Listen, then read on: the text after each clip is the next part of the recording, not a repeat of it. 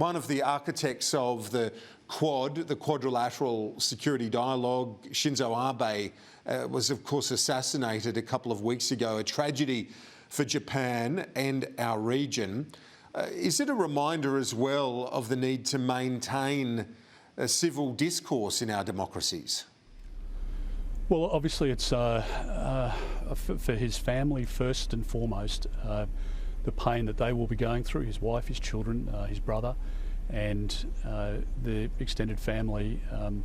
He's a human being in the end, and a brother and a husband and father, and they would be feeling that most acutely. All of us are feeling the pain of his loss because he was an inspirational leader. He was a great friend of our country.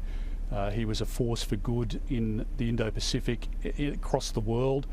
His influence on the United States was well observed during the course of the Trump administration, so it's a heavy loss.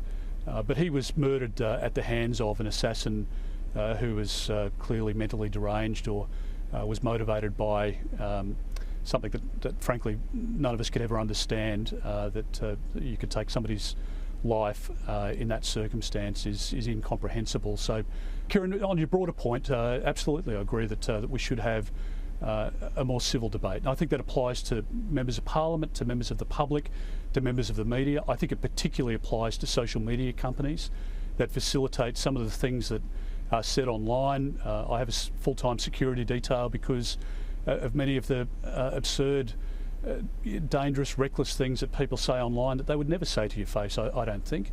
And there are a lot of people out there in the modern age who live through social media, believe what they read online, and it's a less safe place. And that is the case in our country, certainly in this country, in the United States and elsewhere around the world. We live in a great democracy. I disagree vehemently with Anthony Albanese on different issues. I'm fully signed up on other issues, and off camera, I have a very good relationship with him, a friendship of 2 decades standing. Similarly with Richard Marles and others, we can disagree in a respectful way, which we do, but we should be able to express our views again without the absurdity of some of what you see on the social media and the abuse of female commentators on the ABC, on Sky, and elsewhere. It's reprehensible, and it's something that as a society that we should push back on. We see the impact on mental health of young people, young girls in particular, the use of social media and the impact that it has on civil debate and discussion is I think, frankly, a public policy that needs to be addressed, and we should be doing more. We should be demanding more of the platforms that carry some of this dreadful content and